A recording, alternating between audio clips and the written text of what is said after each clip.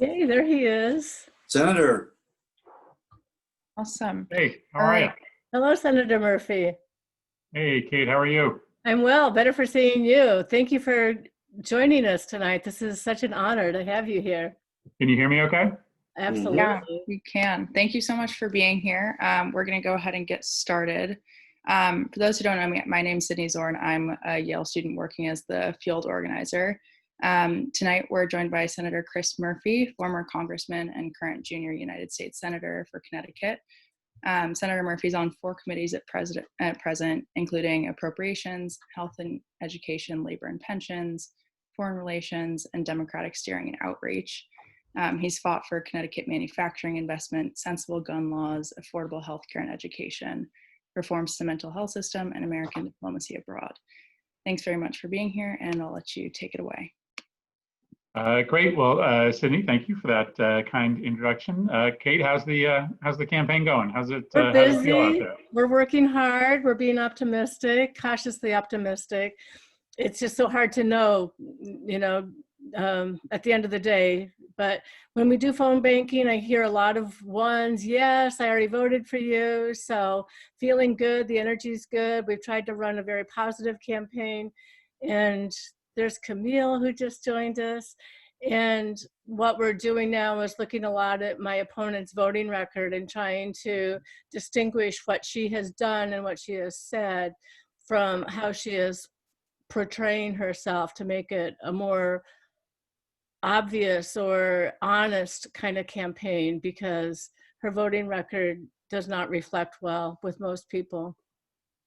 Well, thanks for giving me the chance to pipe in for a few minutes and say thank you to you and to all of your tremendous volunteers. I was on the phone earlier today with my state director, Kenny Kern, who's kind of been my political right hand for the last 15, 20 years. We were talking about how, we generally, having done this together for a long time, you get to this point in the campaign and kind of know, right, which way the winds are blowing. And it is just so much more difficult because we've never done it like this before. But we generally hear really good feedback everywhere around the state. And, as the Republican Party in Connecticut sort of sheds its Rockefeller Republican roots and, cozies up to the sort of new doctrine of the Trump cult, I think there's going to be a lot of historically Republican-leaning voters, down the shoreline where you're, from, who are going to walk away. And we saw that in 2018, where we, picked up a whole bunch of seats in the House and the Senate. I think that trend line continues. Kate, I'm just so, excited for your candidacy. I sit on the Education Committee in the Senate. I have 2 boys in the public school system, a wife who works in education as well. And, your background as an educator and, your commitment through a lot of your philanthropic work to, helping kids overcome a lot of challenges, including mental health issues, is, just the stuff that Connecticut needs right now. We have a lot of issues to work through when it comes to our state's educational system, and that was before COVID. But COVID has exposed all of these inequities, right?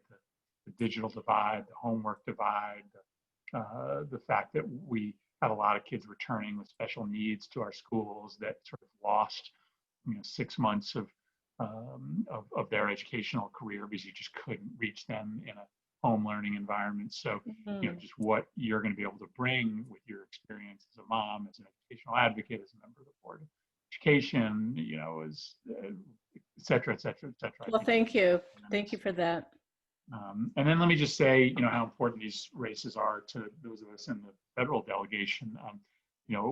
As a for instance, I'm going to fight like hell to stop Amy Coney Barrett from getting on the court, but Republicans have made it very clear that they are going to walk through brick walls in order to get this nomination done. And if she's on the court, it's likely that Roe versus Wade is going to be overturned. It's likely that the Affordable Care Act is going to be invalidated. And well, Congress can try to scramble and put back together the healthcare system, a lot of that burden is going to fall on the state legislature. And that just reinforces how incredibly important it is to have sort of thoughtful, compassionate, progressive people in our state legislature, because the responsibility that you're going to have is going to be so much bigger after this 5-4 radical court gets done chopping to pieces many of the rights that we have enjoyed and maybe taken for granted for a long time. So, the stakes are so much higher. I think your unique voice is incredibly needed, and I just hope that everybody on this call is going to reach out and schedule a little bit more of your own time, reach out to a handful of your friends to make sure that they're knocking doors, if you're knocking doors, making phone calls, posting on social media, because this is a winnable race. I know your district well. I spend my summers with my family in Old Lyme and East Lyme, so I know the territory, and I know that there are a lot of new Democratic voters or independent voters that are open to voting differently than they have in the past, and really have the opportunity to speak to them. So thanks for letting me come on. And, well, thank you. Encourage folks to do more. Thank you. Appreciate it. Does anybody have any questions for Senator Murphy? I think the one thing that Chris said that I really agree with is that the Affordable Care Act is at risk, and the burden will accrue to state legislators in a lot of ways. And Connecticut in 2018 passed a bill that tries to provide the essential services for small employers and individual plans should the Affordable Care Act be repealed. And your opponent voted against it. And I think what I liked about Chris's analogy was he started with the Supreme Court nomination and the risk to that law, and then how important it is to have a state response. I think that's a great argument for you to make in the debate. I mean, I think that would be a really A is to B and B is to C. And I think people think that the Supreme Court is so far removed from their local circumstance, it's hard for them to see how does that impact your race. And I think it does. That's great. Thank you. Good advice. Yeah, we're getting ready for debate prep tomorrow, and then I have a debate with her next Wednesday. So she didn't want to debate with me at first, and then so we finally called her out. You called her out on it. Called her out on it. Okay. Well, all I can say, having run a bunch of these state legislative races, and having spent 2 decades learning what works and what doesn't, is that in the end it is about 3 things: voter contact, and voter contact.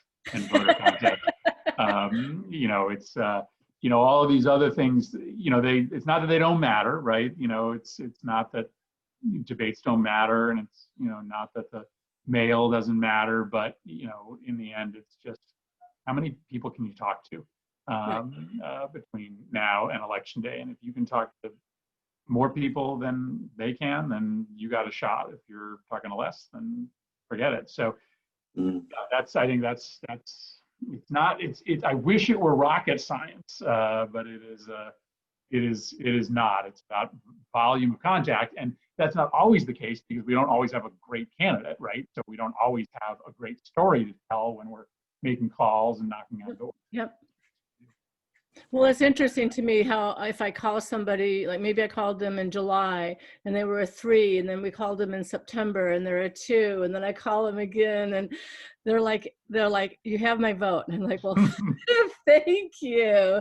But it takes that much work, it's just dialing for dollars, my husband calls it. So it does. No, I was 25 when I ran my first race for the House of Representatives, running against an incumbent, a very entrenched long-term incumbent. And, I was 25 and I was single, and, I think I didn't have a girlfriend at the time. So I had plenty of time on my hands. And so I knocked every door in the district by the summer. And then I knocked every single door a second time by sort of early October, and I was like, what do I do? Like, I've knocked everybody's door twice. So I went and started doing it a third time. And it was the third time that I started losing votes, because people were like, this, like, we get it, right? Yeah.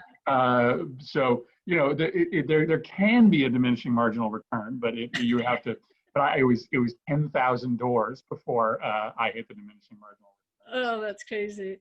Well, listen, Somebody said I got to jump on at 6:30, but I just wanted to call and say I'm rooting for you. Thank you. And bring it home, because we're gonna lose. We won so many districts 2018 that we're gonna lose some of those. I mean, we won in some pretty implausible places, so we're gonna have to make up for that for wins in districts like this. So do us proud on anything else that I or Tiffany's on this call right now. Anything that we can do from my campaign and Fight Back Connecticut, let us know. Thank you so much. All right, thanks, I guys. really appreciate Thank it. you, Yeah. Bye-bye. Bye. For your time. All Bye. right. Take care.